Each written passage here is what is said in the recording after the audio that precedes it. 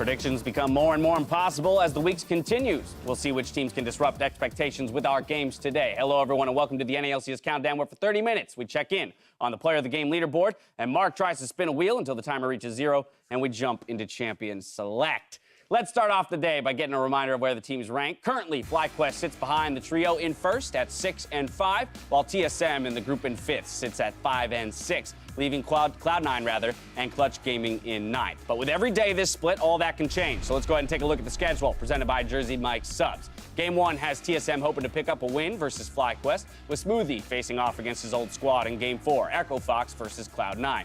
During Game 3, Azale will be joined by Clutch's Seb Park and Team Liquid Steve in the NALCS Lounge, where they'll cast their teams duking it out on Riot Games 2. If you're looking for a sub above during our games, order online at jerseymikes.com with the promo code JMNALCS to enter yourself into a sweepstakes for a trip to the summer finals and to pick up some in-game swag along the way. Now, yesterday, two teams entered Week 6 with some pretty dramatic changes. So let's get some quick first impressions, starting with Clutch Gaming. Yeah, so Clutch Gaming was a team that was only 2/5 of what they started the split with. Remember, they subbed out Apollo and Hakuho for Piglet, who has been in the LCS for years, and also their new support Vulcan. But so much of the talk of Clutch's struggles was about Lyra in the jungle and how he was underperforming and how you put Moon in. So because of that, it allowed them to have an extra import slot, which I think made Clutch want to put in Piglet because of his LCS experience. But I still continue to question that motive because I feel like Apollo and Hakuho are so much of the way that team actually advances towards victory. And when you pull that out, you wonder how they're going to do stuff. Right, and I think just based off the output of the changes, it looked like old Clutch before the changes. They still played an extremely long game. They have the longest average game time in the league already. And while you saw him Piglet's stats there, he probably played the laning phase a little bit more aggressively than Apollo would have. At the end of the day, they started getting dove and killed again, and it was a problem where they didn't have the support from their team. Febby wasn't down there helping defend it. You didn't have Moon down there, and after that, it largely looked like the same Clutch Gaming, which struggled to make any plays in the mid game. Yeah, and here's the struggle with it as well is Hakuho was the playmaker of the team. And Seb Park specifically called out Vulcan in the tweet saying he's been performing very well in Academy and they wanted to give him a chance. But that team needs to have playmaking from the support position or from the jungle position. And if you're putting your new support on Tom Kench in his first game, he's not going to be able to make plays. And you're putting Moon on Trundle against Graves and a bunch of range champions, he's not going to be able to make plays. So they're putting literally everything on Febiven, who, while he can be a great team fighter, is not your initiator and never really has been. So it ended up being the longest game of the split, partially to do with the way 100 Thieves plays as well, but more so because I think Clutch Game just had no proactivity the entire game. So there still just seems to be a lot of confusion as to why this change was made, you know, aside from the idea that Lyra might have been underperforming and Moon might do better. But to your point, they're not even giving these new guys the tools to prove that they can fix the problems Clutch has. Right, and to be fair, it has been one game. Yes, like we said, they didn't really look worse than the old starting trio that they had. So there is that potential upside that still exists, like maybe a couple different picks, maybe a little bit more time gelling together. They can actually have a better 5-man, but the initial impression was bland. Yeah, and I think it maybe speaks to me as a little bit of a desperation move. They are now tied for last place. They are playing Team Liquid today, a team that is in first place. They can be 4 and 8, and I think as the 4 and 6 trajectory from last week, they're thinking, well, we're going to be 4 and 8 anyway, so let's try something because this is our last chance. Right. The matchup today no easier than yesterday, though, so they're really going to have to step up and put on a performance if they want to convince us that this is the right 5-man lineup to push Clutch Gaming further in the standings. Next up, Echo Fox. Much greater success for this squad yesterday after bringing in Lost and Smoothie to join DeMonte, Hooney, and Dardoch. Complete opposite story. They instantly smashed their lanes. All three had winning matchups, and all three converted into substantial laning leads. And then Smoothie playing a bit of the Tom Kench on a team that is already full of playmakers. Kind of the opposite of the Clutch Gaming situation, is there to help follow up on plays and be able to save people when they get into too much trouble, which is something Echo Fox will do time and time again. I thought Smoothie played great. This had all the makings of a normal Echo Fox game, where they go up 4,000 gold in the laning phase, then they fail a dive, it becomes close, and then 35 minutes later, we have 40 kills in the map. Right. But every time that was going to happen, Smoothie stopped them from making the mistake. They died 3 times that game. Total. That's their lowest death total of the entire summer split.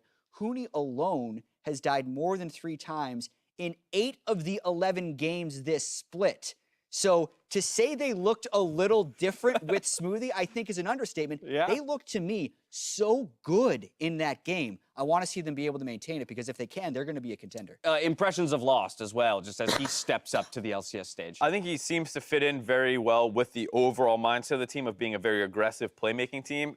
In that series, he kited forward a number of times and was able to find a bunch of kills. And then on top of the fact that that's how he played in Academy Chad, we need you for another 24 minutes. No. So Two-man from here. I'm not going to make it. Like the glory days, James. That's you right. and I Let's- again. We'll go back to that. All right, well, looking at the match that's coming up in that 23 minutes, what does it take for us to put FlyQuest in the conversation for one of the top teams in the split? Because there they sit near the top end of the standings, but for whatever reason, every time we talk about them, there feels to be this kind of this letdown feeling. Well, so I was doing some digging, and it actually is the worst goal difference at 15 in the league. They're 1,000 behind. And when you're looking at a team that's battling for first place, you're looking at the first 15 minutes be very, very unimpressive for a team. And so it's a situation where there's a lot for this team to want to prove when they are, consistently battling other teams. It reminds us a lot of Clutch from last split when we were seeing them at the top of the standings, but they weren't getting convincing wins, and they were beating only teams below them and kinds of things. And I think the story of FlyQuest kind of mirrors that one this far in the season. I mean, I think he keyed into something there. Jad, you let me know when you're ready to talk again. Otherwise, I'll I do the could whole go- thing. I was going to say, we can go ahead and You go can for it. continue. No, I would say as well, when you're trying to figure out if a team has really turned the corner, the record is a very important part of it. But you also have to look at the quality of the wins and the quality of the losses. And I feel like a lot of times when FlyQuest loses, they're getting blown out. And when they win, it's very close. So I want to see that switch. I don't want them to be undefeated. I'm not asking for that. But if they lose, I want it to be a close game. And if they win, I want them to blow someone out. Okay. Because I think they've had good drafts for the most part. They've clutched out some victories, which is a step in the right direction. But Keen needs to be more consistent in those losses, and they need to find a more reliable way to win. I mean, you talk about clutching it out. Funnily enough, that just reminds me of the idea that Clutch as a team was very much in this position in spring, right? I mean, they made it all the way to the semifinals, game 5, but so often throughout the regular split last season, we were talking about how this squad we were kind of middling on. They don't necessarily feel like they're ever going to make a run to the finals or that they're going to win the entire split, yet here they are picking up some wins. Yeah, and I mean, FlyQuest, I think they've had a couple higher quality wins than Clutch may have had in the previous split, whereas there was that line joke that we kept hammering into the ground a little bit. But I think the problem is they've actually looked worse in their losses than Clutch did, whereas they lost to a better team, whatever. Sometimes when FlyQuest loses, they just look like they had no hope at any chance. All right, well, on the other side of this matchup, of course, we've got TSM, who's on the verge of another 0-2 weekend. If they do end 0-2 here, it'll be the most 0-2s this team has had in history for a split. So it's also hard here to kind of pinpoint exactly why things aren't working out for such a stellar squad of names. Right, and I'm doing a little bit of reading between the lines, and based off what the own players on TSM are saying, and other people who have been playing against them in scrims, everyone talks about how good they're doing and how they look like a strong team. Everyone's convinced they're a top team, and on stage we just don't see it. And it seems very similar to me to a situation that I was in Season 4 with Curse and Summer when I was working with them, and we had great scrim results. We would crush people in scrims. It wasn't close. And then we get on stage and we wouldn't be able to do anything. And we had a very, very reactive play style. And in scrims, people are playing looser for whatever reason. Maybe they're trying more stuff out. We're trying stuff too, but just the way our players played was to punish mistakes. And there's way more mistakes in scrims. You get these leads all the time consistently, and then it's easy to close out from there.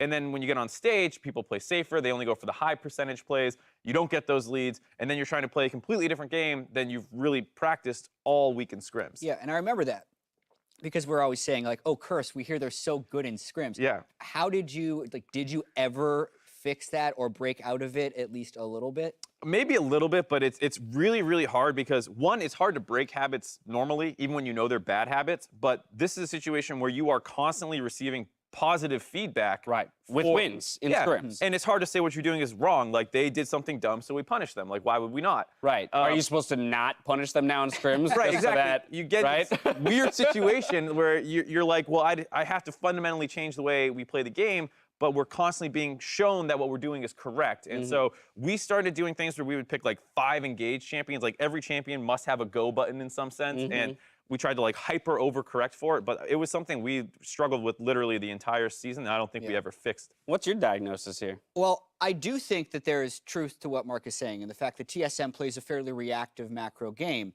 But I would say that for many TSM splits in the past, not the 2016 summer split where they were very proactive with double lift and all the early game stuff, but basically since then, so for the last 2 years, they have been able to win lane and then play reactively from an advantage. And the other teams are almost forced into fighting TSM because Bjergsen always had the best laning stats in the league, and Hansser was consistently pressuring turrets, and Doublelift and Biofrost were really good in their 2v2 matchups. So even if they're only reacting to other teams, the other teams are forced to doing something because TSM is winning lanes. Yeah, we're watching them build advantages in all 3 lanes. Holy crap, we got to do something about that. TSM can now respond reactively. But to your point, but they're not winning lanes. They're not winning lanes anymore. So they don't necessarily have a proactive macro game built up, and they're not winning lanes. So how do they actually win? This, I think, is one of the big cores of their problem. You draft 5 engaged champions. Or draft stronger lanes, right? Okay. Because they need to get the ball rolling somehow. And that used to be through winning lanes. All right, well, there you have it. We'll see how that matchup pans out later on, but for now, we're stepping away. When we return, we bring back the Wheel of Misfortune and use the audience to help us through some Jat stats. As we go to break, though, let's listen into this week's mic check, which tunes into the intense calls from last week's clash between FlyQuest and 100 Thieves.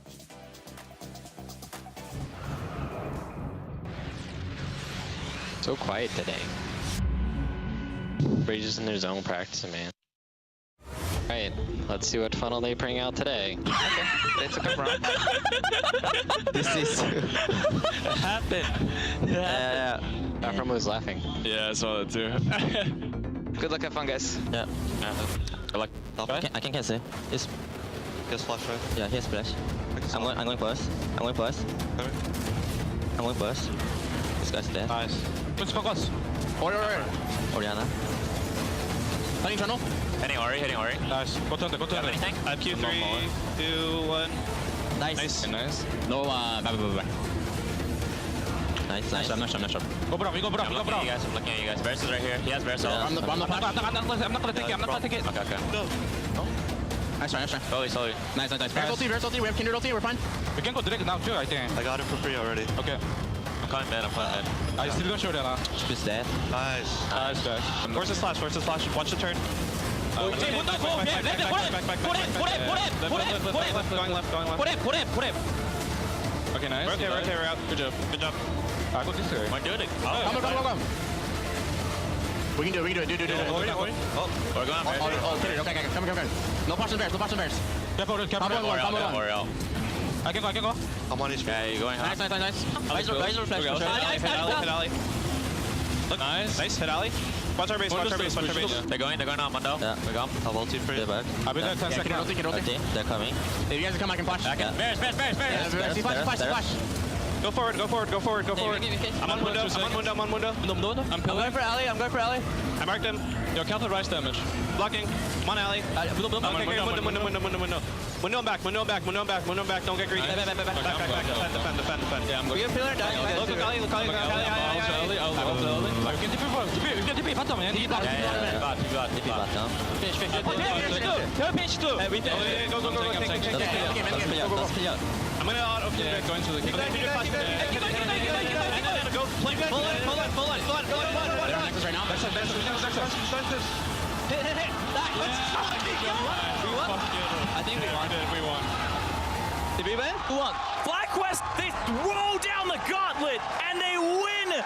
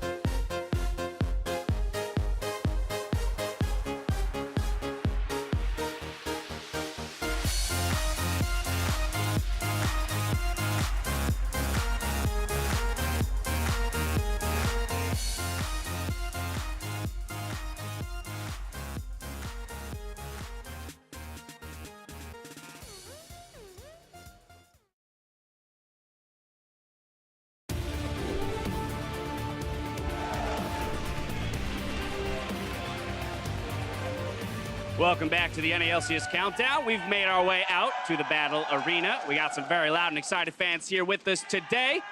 We're going to kick off this second half of the countdown with my least favorite segment of all time, Jat Stats. So, Jat, here you go. Take it away, my friend.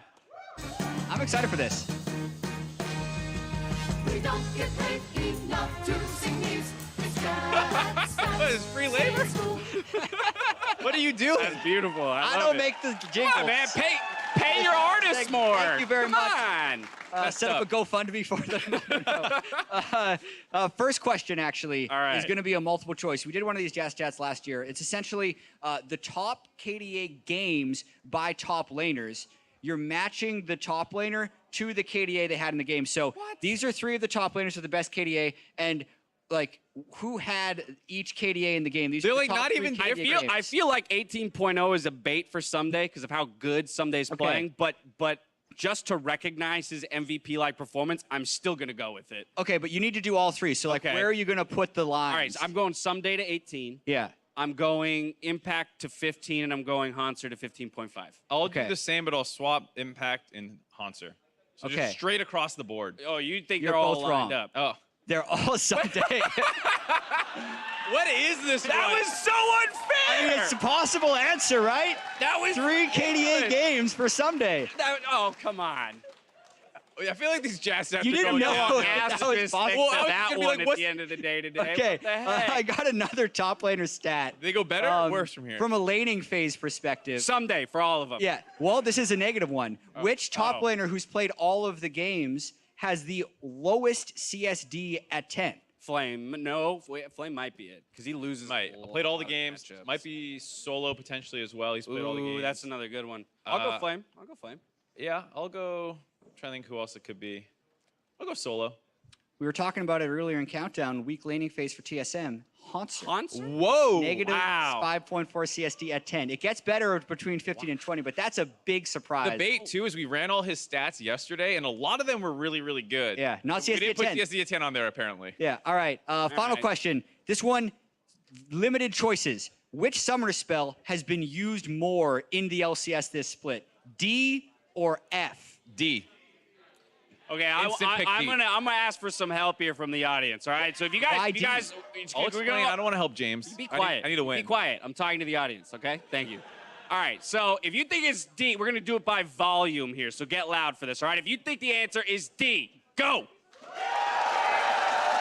right, okay. All right, now how about F?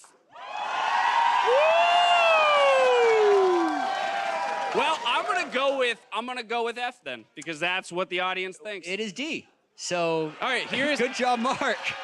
Get out. Let me explain. All The of reason you. is more people put Flash on F, and that's a summoner that That you hold on to more. hold on to more Okay. often than your D combat summoner teleport and these kinds of things. Yeah, All and right, the fair big enough. reason for I this, put Flash on D, though, 'cause is- that's the right Well, you're key to dumb. put it on. prior to Blabber summoning for Svenskeren, 6 of the 10 LCS junglers had Smite on D. Now Blabber has Smite on F, so it's 5 and 5. But Woo! it's That's the pretty- correct way to do Ah. it. Smite on F, Flash on All right, D. that'll All go for right, best chat stats. I'm going to say that was an incredibly unfair version. Yeah, of these chat are stats, more especially unique. that We'll first call one, them but thank you unique so chat much. stats. All right, next up, we're going to hit up the Wheel of Misfortune as we debuted it yesterday. Again, a quick reminder, we got 6 topics on the wheel. We're going to spin it, and then I'm going to charge one of these guys to kind of talk or rant about that topic. Mark, you're up first. So you had God. some trouble You spinning didn't the know how wheel to- I got it, yesterday. I got it for Maybe you. Jack can help You you ready? out. Ready? Wiggle, Get it loose. Woo! There we go. Technology. Can we What's it animate gonna be, the baby? wheel to spin my way? What's it gonna be?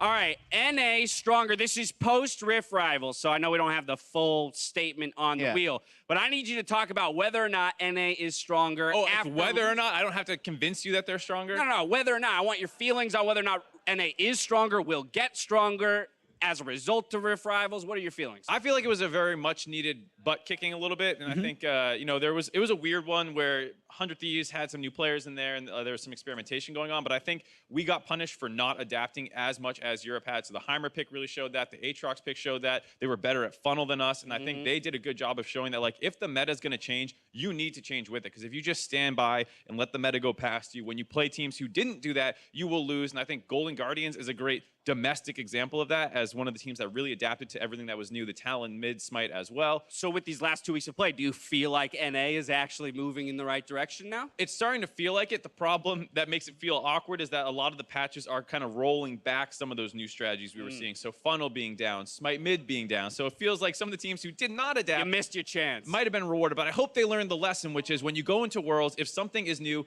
just learn it. You got to learn it. All right, Jat, you're up next. Go ahead and spin the wheel. I get to spin it again. Oh, never Or mind. Mark, do you want to try to spin it? I'll try spinning it's just it. All right. resetting. It's The reloading. way it works is it goes one direction really quickly, and then you got to spin Well, it the it other goes way. that way All right, every You time. can Mark, see it. we're Are you running. ready? Come on, Ready? spin the wheel. Wiggle it a little bit. Hey! Close enough. I have to throw it up. Yeah. My crowd appreciated it. They're a very supportive crowd today. TSM All right, postseason, what does this mean? TSM's postseason. So I think we want to talk about, do they have a postseason, their opportunity or the chances Okay. of making it to the postseason, and maybe your faith in how they'll perform if they get there. So you got to remember, because they finished 5th, 6th, and only have 10 championship points, if they miss the postseason, they also miss Worlds entirely. I think that TSM can make the postseason. They were 5 and 6. If they win today, they'll be 6 and 6. That puts them in contention. I still can't imagine the experience on this roster not being able to figure it out by the end of its split. It's taken way longer than anyone would have expected, and they are definitely much worse than people would have expected as well. But there are 6 out of 10 teams that make the postseason, and I think TSM can be one of those teams. Okay, but I mean, we already talked a little bit about what we want to see from them, given the fact that their laners aren't as strong Right. as they were before. You think that all 3 lanes across the board have that ability? I think they've shown it in the past. I think Okay. in the short term, TSM needs to focus on getting Bjergsen in that position, because that's always been the guy to shine for that team. In the past, he said, well, I'm going to focus less on lane so I can roam. Okay. Now he's focusing less on lane and he's not roaming. So get back to your lane focus. He's been capable of doing it before. I think that's how TSM gets there. TSM fans, there is hope, as Jat puts it. Next up, we got predictions. Before we get to your guys' predictions, we did source the fans here in attendance today for who they thought was going to come out with victories. So we're going to look those right now. Joel here, Mark and Jat were having a tough time doing their job, so we're going to get some audience members to help them out. FlyQuest or TSM? I think FlyQuest will take today's game because throughout the season, I think Flame has been playing better and better, and Hunter is kind of underperforming recently. Team Liquid or Clutch Gaming? So we got 100 Thieves and we got CLG. Who do you think? This one's hard, but I think 100 Thieves will win just because I like Afromu and yeah. Cloud9 or Fox? Who do you think? I gotta go with my boys, Cloud9. They're sitting in last place right now. They're looking to push for playoffs. Every game counts and looking for a big one today. Did they pay you to say that? Come on, we're on the clock. That's true. Clutch Gaming, if it's the long game, yeah, I feel like Febivin might be able to pull it off, but Team Liquid's probably got it. Optic or Golden Guardians? I really like both these teams. They're both really good. I think Optic's been performing better lately, so I think we'll have to go with Optic there. You sure you don't want to go with Golden Guardians? No. I don't know how you did it, dude, but good job on that kid. We're done with these guys. Let's go. Thank you very much, Joel. Thank you to you guys for giving us your fan predictions. Let's go ahead and see how those compare to what Mark and Jat have for the day. You both went with TSM. You only differ in the second game of the day, splitting CLG 100 Thieves. But the fans have a lot more faith in FlyQuest and C9 than you guys do. That's a little surprising, the FlyQuest one. So the FlyQuest versus TSM one, I think, is one of the closest matchups of the day. Only one game separates them in the standings, and TSM hasn't looked proactive lately. And even though FlyQuest has won a lot of those games, Mark mentioned earlier in the countdown, they have the lowest early game gold totals of any team. Their wins haven't been that convincing. Their losses have been blowouts. So if you're expecting a team to kind of fall back, it would be FlyQuest. CLG 100 Thieves. Yeah, this is one where I'm surprised to see Jack going with CLG because he was just bemoaning them at the end of last night and how they are on a 3-game loss streak. They're not looking very good. It feels like... How many times do we have to go through this with you, Jat? When you vote for CLG... It's hot. Don't touch it. Yeah, right? You're going to get burned. This is how I'm catching up to Mark, actually, is by predicting CLG games correctly. So I need to continue to be different. And this is more, actually... CLG has been struggling lately, but CLG has actually been pretty decent at playing standard, in even going back to last split when they try to make their runs. And that's where 100 Thieves hadn't been playing well earlier on in the split, and they got 4 of their wins from Funnel. Yes, they won a 55-minute game yesterday against Clutch, who, by the way, is now in last place. That doesn't make 100 Thieves, to me, a really powerful 7-4 team, which is why I think COG can take it. Gotcha. I'm sorry I'm going to cut you off before you even start speaking because we got 1:30 on the clock before game one, so I want to talk about that game one. You both predicted TSM, but I want win conditions for both teams, starting with you, Jat, TSM. All right, so my TSM win condition is going to be getting a counter pick for Bjergsen and then playing reactive macro. It's actually the way TSM So do all the used to things win.